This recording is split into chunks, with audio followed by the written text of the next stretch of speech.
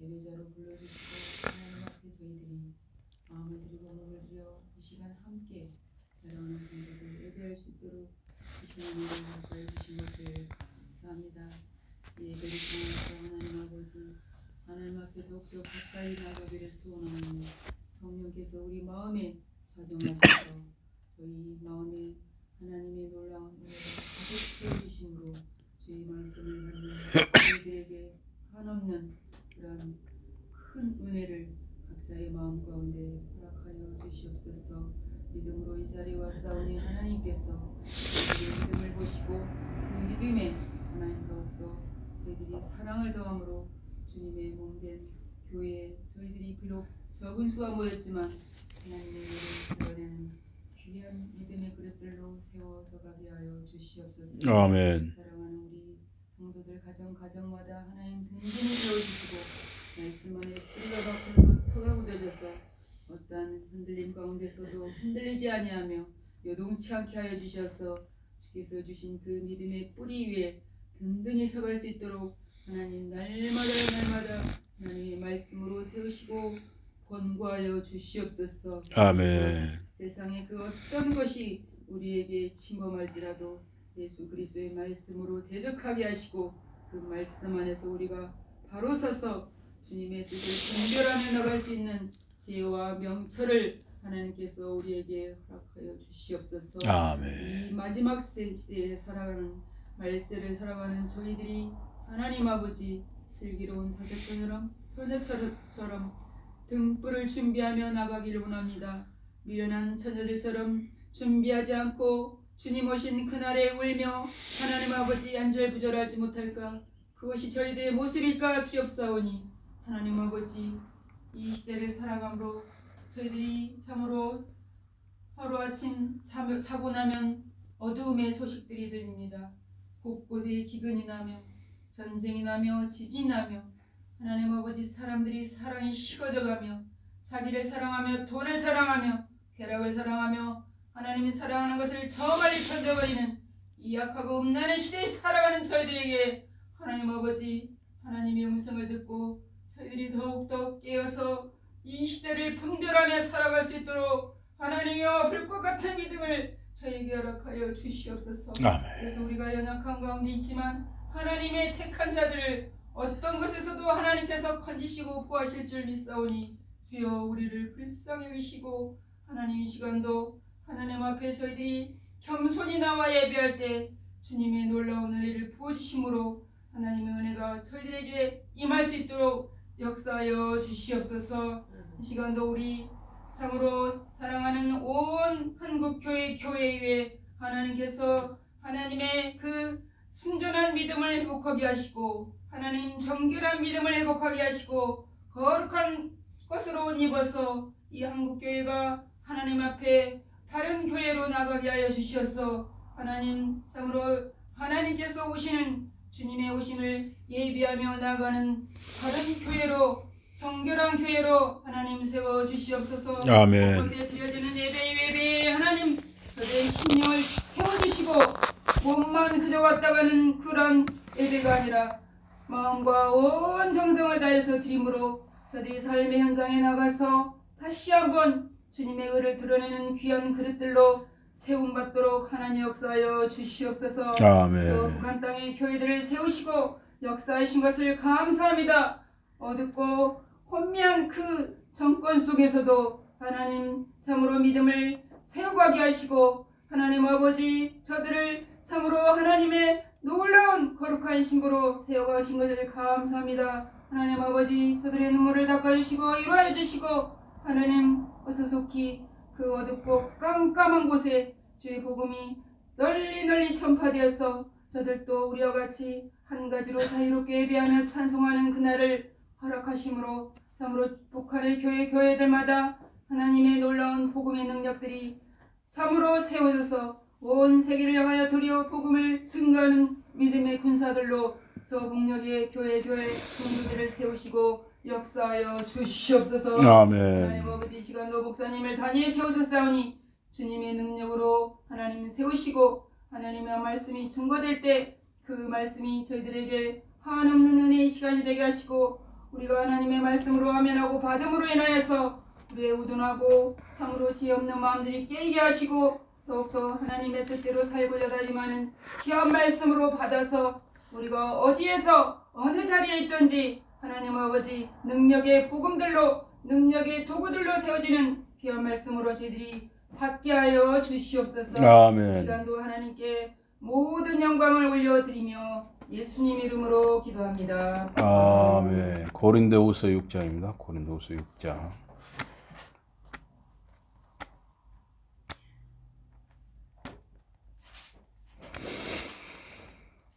고린도후서 6장입니다.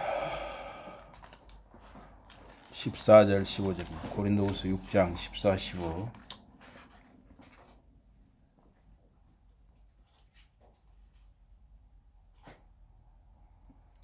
다같이 우리 한 목소리로 보겠습니다. 고린도후서 6장 14, 15. 다같이 시작. 너희는 믿지 않는 자와 멍에를 함께 매이지 말라. 의와 불법이 어찌 함께하며 빛과 어둠이 어찌 사귀며 그리스도와 벨리알이 어찌 조화되며 믿는 자와 믿지 않는 자가 어찌 상관하며. 여기까지만 하겠습니다. 오늘 말씀 제목은 이 멍에입니다. 멍에. 이 멍에가 뭐냐면 이 소 옛날에 그 트랙터 없을 때 있잖아요. 트랙터 경운기 없을 때 소에다 이렇게 그 나무를 이렇게 시옷자인데 이렇게 완만한 시옷자 이런 식으로 해가지고 한 마리에다 보셨죠? 한 마리에다 씌우기로 하고 또 이제 논이 크면 두 마리에다 해가지고 이렇게 그리고 대개 우리나라는 이제 한 마리에다 하는 경우가 많아요. 그게 이제 멍에입니다. 멍에. 그리고 이제 결이라는 것은 결이 이 두 마리를 이렇게 같이 나란히 세우는 거 이제 결이죠. 그런데 여기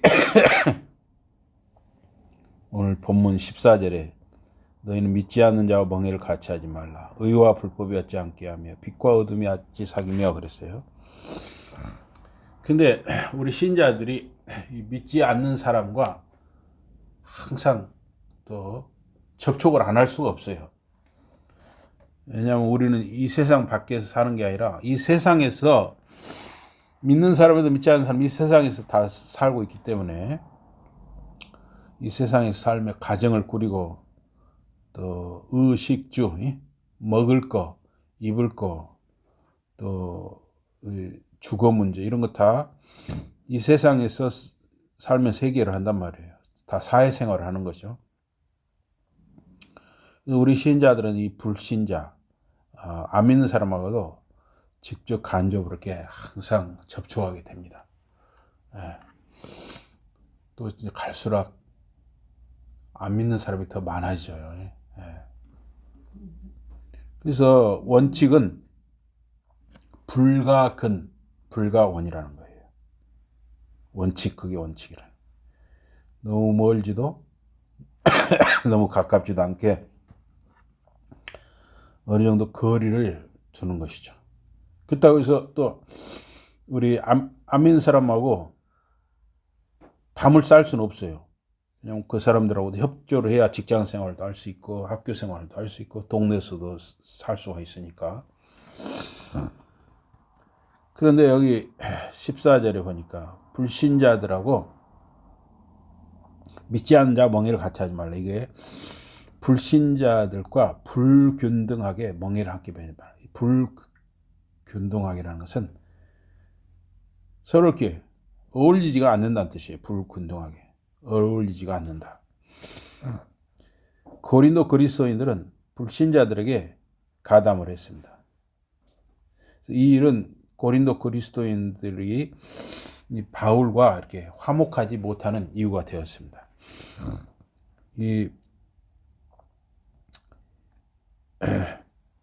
그래서 불균등하게 함께 멍에를 매지 말라 하는 것은 구약 신명기 22장 10절에 근거합니다. 거기 보면 너는 소와 나귀를 결의하여 갈지 말라. 소와 나귀를 이렇게 두 마리를 나란히 맬 때 소면 소를 2마리를 나란히 매고, 나귀면 나귀를 2마리를 나란히 매야지 소와 나귀를 같이 매지 말라는 거예요. 왜냐하면 소와 나귀는 힘이 틀리잖아요. 힘. 그다음에 아무래도 소는 힘은 좋은데 좀 느릿느릿하단 말이에요. 나귀는 아마 소보다는 힘이 약하겠죠. 나귀도 힘이 세긴 셉니다. 근데 약간 더 빠릿빠릿하겠죠, 나귀가. 그러니까 이 힘과 동작이 서로 다르니까 소와 나귀를 결의하여 나란히 매지 말라는 거예요. 그래서 이 다른 2 동물을 함께 멍에를 매는 것을 금했습니다. 그래서 가담하지 말아야 할 2가지 것들이 연합하는 것을 말합니다. 그래서 이 고린도 그리스도인들이 불신자들과 불균일하게 멍에를 맨 게 뭐가 있느냐.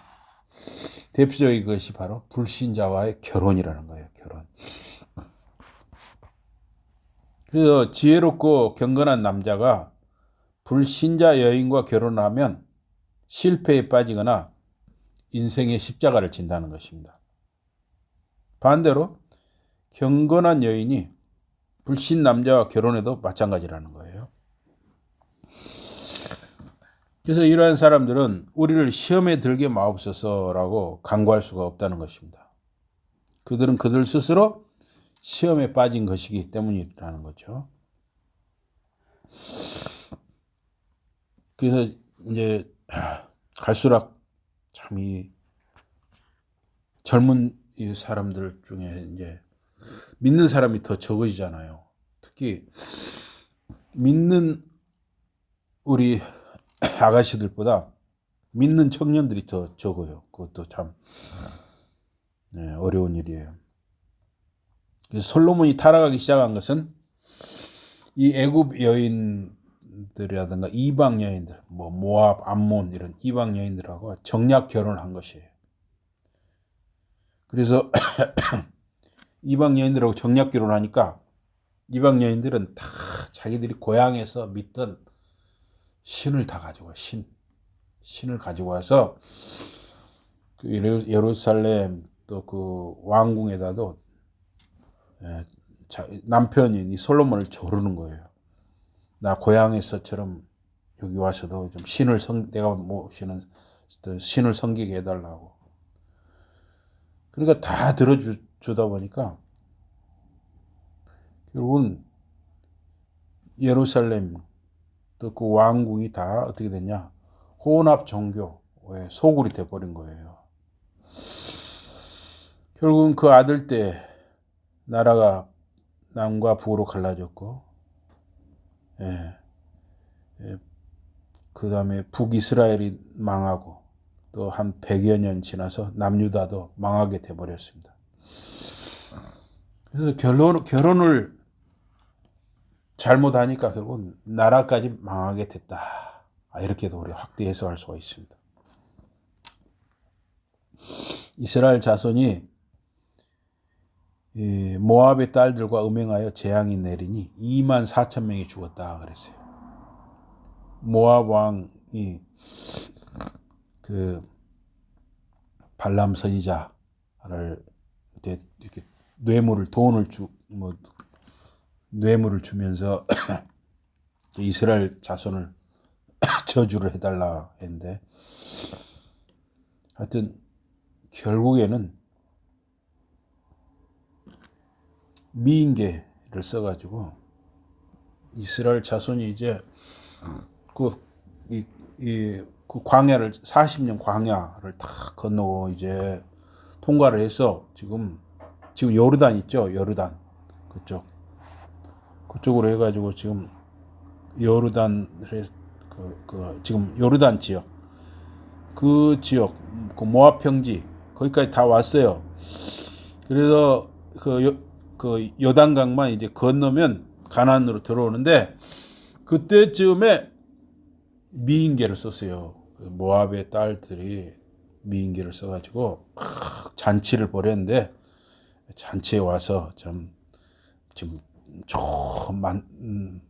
많이 차려놨으니, 좋은 거 많이 차려놨으니 우리 먹고 마시면서 좀 즐겁게 지냅시다. 다 거기에 빠져들었어요. 그 음행에. 먹고 마시면 어때요? 먹고 마시면 반드시 육체적인 그런 것까지.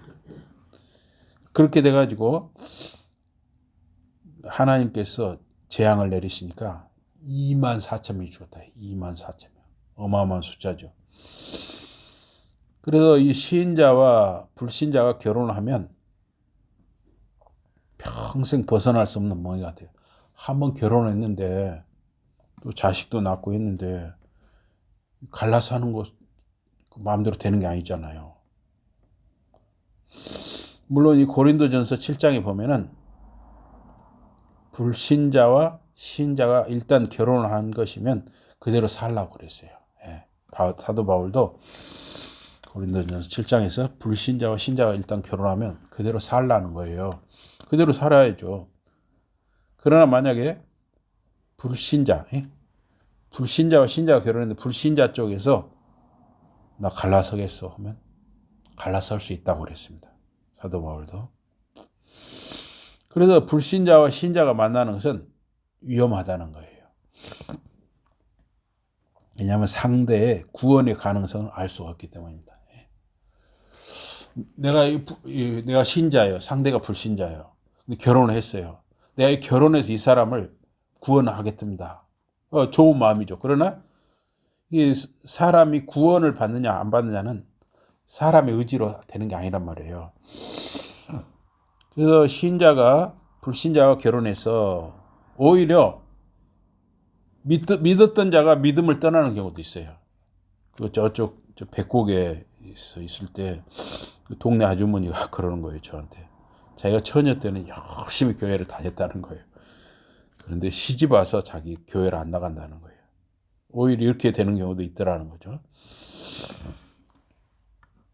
세상이 우리 사고에 영향을 미치는 것을 허용을 하면은 우리는 이 세상을 닮아가는 것입니다. 우리 마음을 새롭게 함으로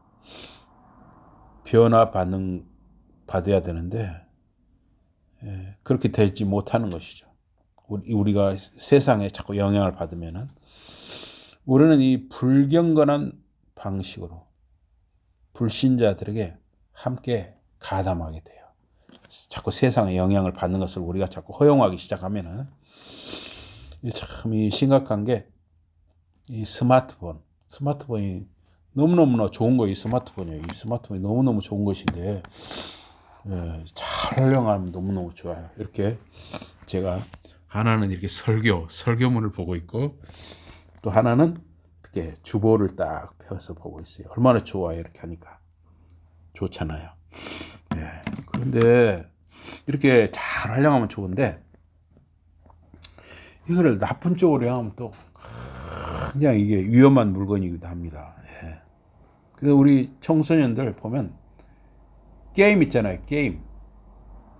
그래서 참 걱정스러워요. 이 게임이 재미는 있어요. 그런데 보면 제가 게임이 총으로 쏴서 사람을 죽이는 게임이 많아요. 그러면 어때요?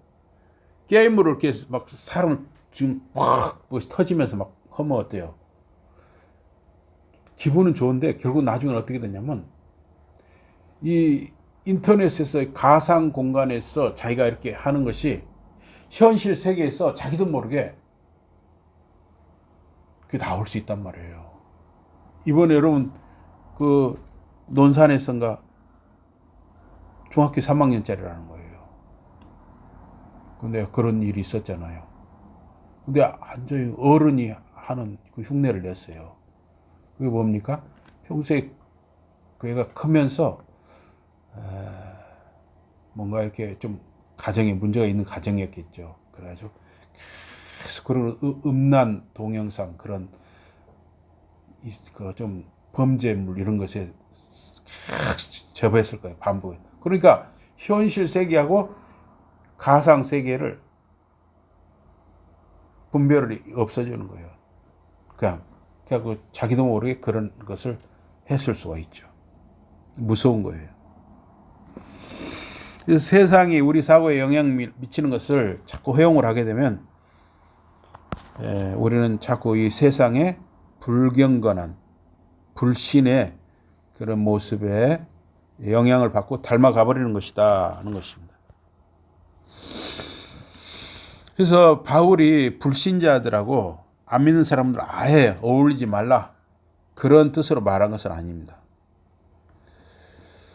고린도전서 5장 9절에 13절에 보니까 세상의 음행, 탐함, 막 탐심으로 탐하는 것도 우상 숭배자들에 대해서 어느 정도 이 거리를 두고 상대할 일이 있을 수 있다는 거예요. 이 세상 사람들, 예수를 믿지 않는 사람들, 안 믿는 사람들은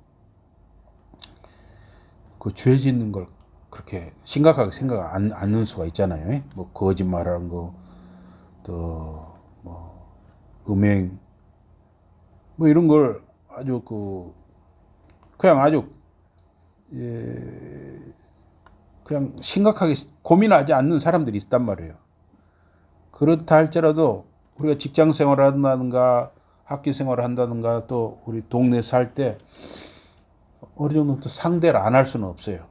그렇게 일정한 거리를 꼭 유지하는 거 이게 참 중요하죠. 직장, 마트, 동네, 거리 등에서 우리는 믿지 않는 사람들하고 직접 간접으로 상대를 안 할 수가 없어요.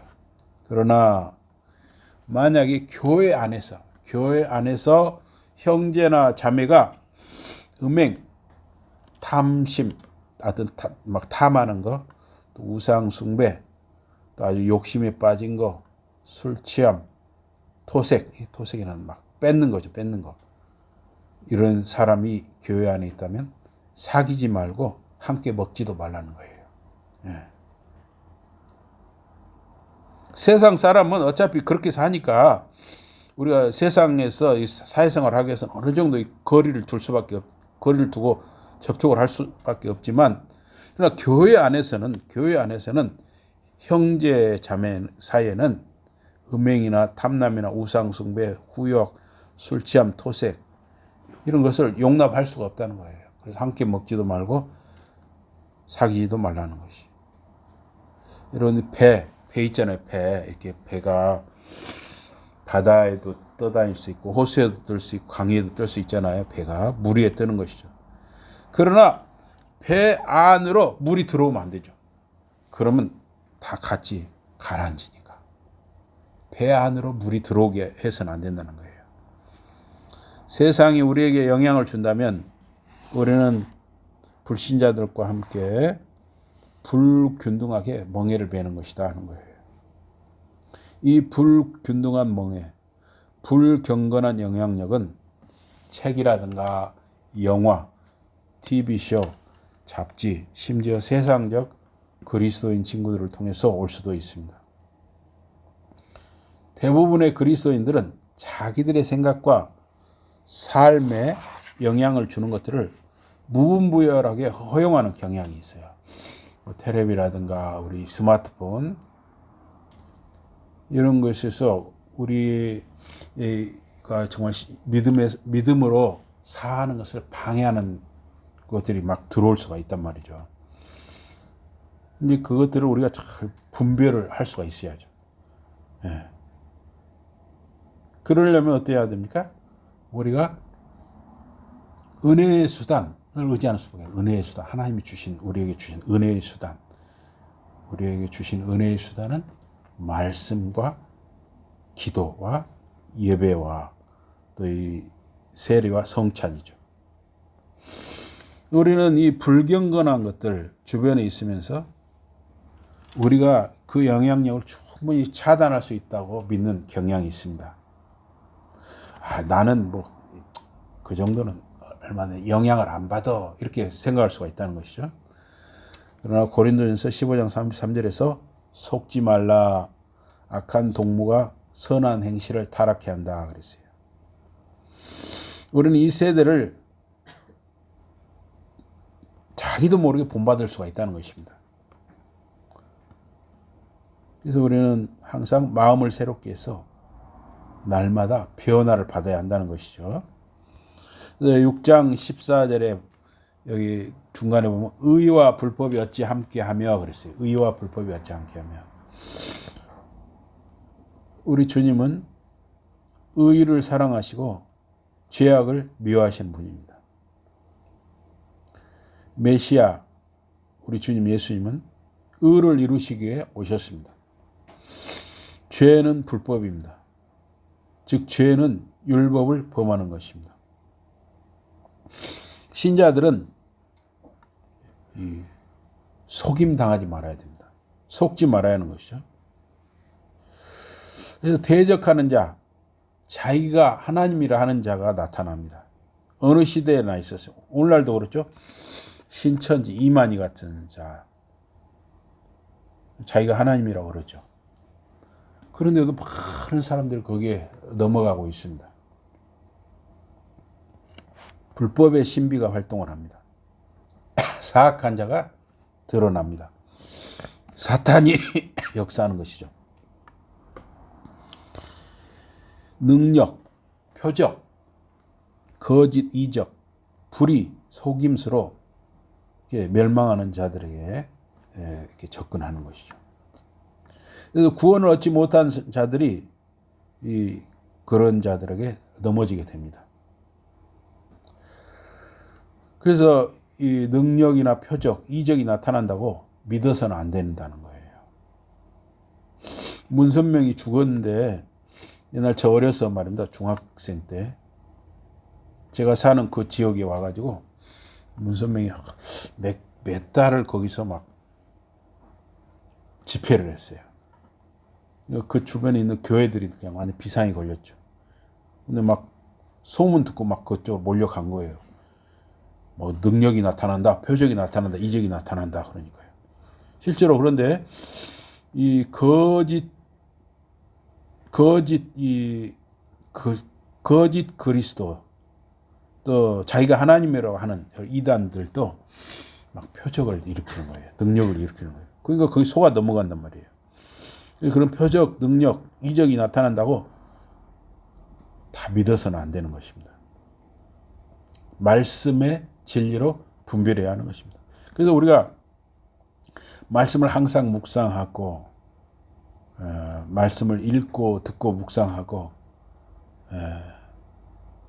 그래서 우리가 분별의 능력을 길러야죠. 그리스도는 우리를 위해 자신을 내주셨습니다.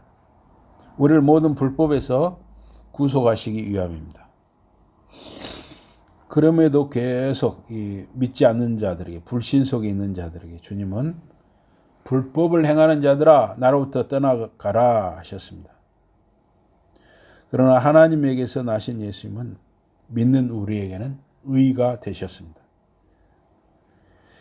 그래서 우리 모든 사람은 회심 전, 예수님을 영접하기 전과 예수님을 영접한 후에 삶의 방식이 달라지는 것이죠. 이전에는 불결함, 불법의 종이 되어서 자기 지체를 내어주었습니다.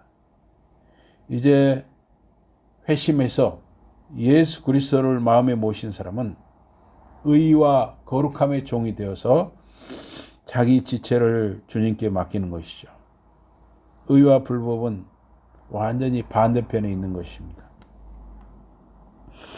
여기 14절 하반절에 빛과 어두움이 어찌 사귀며 그랬습니다.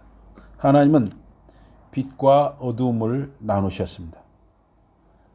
창세기 1장 18절 해가 뜨면 빛이 나타나고 날이 밝아집니다. 해가 지면 어둠이 덮고 빛이 사라집니다. 빛과 어둠은 함께하지 못합니다. 믿음과 불신은, 믿음과 믿지 않는 것은 빛과 어둠처럼 반대편에 있는 것입니다. 죄인이 건진받는 것은 어둠의 권세 밖으로 나오는 것입니다. 그리스도는 세상의 빛이 되십니다. 그리스도가 오신 것은 어둠 속에 앉아있는 자들에게 큰 빛을 비추는 것이었습니다.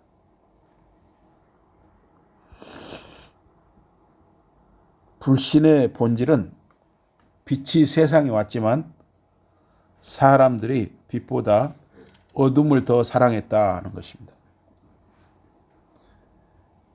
그래서 불신자, 믿지 않는 자의 마지막은 바깥 어둠 속에 던져지는 것입니다. 하나님은 빛이시고 그분 안에 어둠이 전혀 없습니다. 신자들은 어둠에서 나와서 그의 놀라운 빛 속으로 부르심 받았습니다. 바울은 하나님에 의해서 이방인들에게 보냄을 받았습니다. 그래서 바울은 그들의 눈을 열고 그들이 어둠에서 빛으로 돌아오도록 하는 그 사명을 감당했던 것입니다. 창조시에 어둠 속에 빛을 비추라고 명령하신 하나님께서 재창조시에 그들의 가슴 속에 예수 그리스도의 얼굴 안에서 하나님과 영광의 지식의 빛을 주어 비추게 하셨음을 바울은 그의 서신에서 고린도 교인들에게 말한 것입니다. 15절에 보면은 그리스도와 벨리알이 어찌 조화를 이루는가? 신자와 불신자가 무슨 몫을 나누겠는가? 그랬어요. 그리스도는 우리의 주님이시고 세상의 빛이십니다. 벨리알은 불법의 왕자입니다. 마귀는 처음부터 거짓말쟁이요 살인자라는 사실에서 마귀는 이렇게 어둡고 불법적인 특성을 갖고 있습니다. 하나님의 목적하는 바를 반대하고 뒤집고자 하는 것이 마귀의 목표입니다. 그래서 마귀는 사탄이고 대적자입니다. 사탄은 에덴 동산에서 뱀의 모양을 가장해서 하와와 아담을 속이고 선악 지식 나무 열매를 먹고 타락하게 했습니다. 성육신하신 하나님의 아들을 배반하고 악인들의 손에 넘겨 죽음에 처하도록 가론 유다 속에 사탄이 들어가서 유도했습니다. 그러나 하나님의 택하심과 기름 부음 받으시니 그리스도께서 죽음의 세력을 가진 자, 즉 마귀를 무력화시킨 것은 바로 사람의 몸으로 오신 예수님 자신이 자신의 몸을 십자가에 내드림으로 자신이 죽으심으로 사탄의 권세를 무력화시켰습니다. 이는 죽음을 두려워하여 일평생 매여 종노릇하는 모든 자들을 건져내려 하심입니다.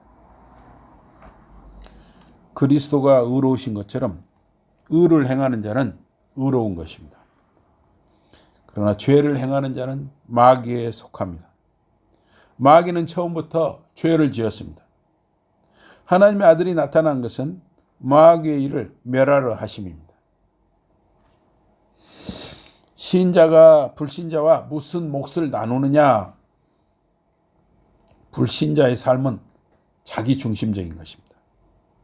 신자의 삶은 그리스도 중심적입니다. 불신자의 보물은 땅 위에 있습니다. 신자의 보물은 하늘에 있습니다. 불신자의 가치는 이 세상의 것들입니다. 신자의 가치는 다가올 세계의 것입니다. 신자는 하나님의 영광을 구합니다. 불신자는 인간의 영광을 구합니다. 그래서 칼빈이 이렇게 지혜롭게 관찰했어요.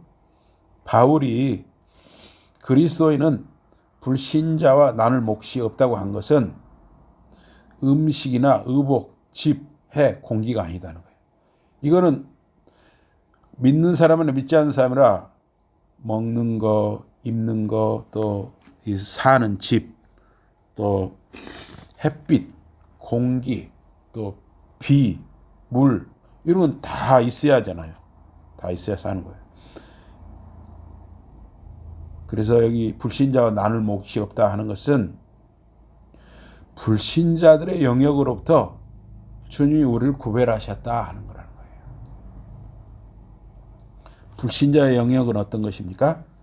주님을 믿지 않는 것, 불의, 간음, 거짓, 도적질, 탐심, 빼앗는 것, 허영, 부패, 이기적인 것, 뭐 등등 이죠. 그러나 신자의 열매는 무엇입니까? 사랑, 온유, 겸손, 인내, 믿음, 소망, 자비 등등으로 나타납니다. 우리는 이 세상에서 이 믿지 않는 사람들하고 어느 정도 접촉할 수밖에 없어요.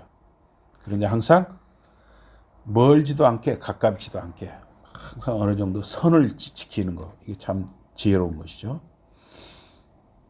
우리는 믿지 않는 자와 믿는 자가 갈 길이 그 마지막이 항상 전혀 다르다는 것을 우리가 기억해야 됩니다. 그래서 주님 안에서 성령의 풍성한 열매를 맺는 저와 여러분과 자녀들, 자손들이 되시기를 주님의 이름으로 축복합니다. 아멘. 우리 기도하시겠습니다. 하나님 아버지 고맙습니다. 저희들에게, 우리 믿는 자들에게 또 믿지 않는 자들에게 똑같이 햇빛을 비춰주시고 비를 내려주시고 먹을 거, 입을 거, 또 살 집을 허락해 주시는 그 은혜를 감사를 드리옵나이다. 그러나 믿는 자들은 항상 자기 중심적이어서 불의, 간음, 거짓 등 그 악한 것을 악한 것으로 여기지 않는 경우가 많습니다. 그러나 우리 믿는 사람들은 예수 안에 있으면서 항상 사랑, 온유, 겸손, 인내, 믿음 이런 성령의 열매를 맺기를 항상 사모하며 정말 그렇게 살기를 원합니다. 사랑하는 우리 성도님들과 자녀들, 자손들이 다 이렇게 성령의 열매를 풍성하게 맺는 그런 큰 은혜와 복을 누리게 하여 주시옵소서. 예수 이름으로 감사 기도드리옵나이다. 아멘. 우리 찬송하시겠습니다. 찬송 370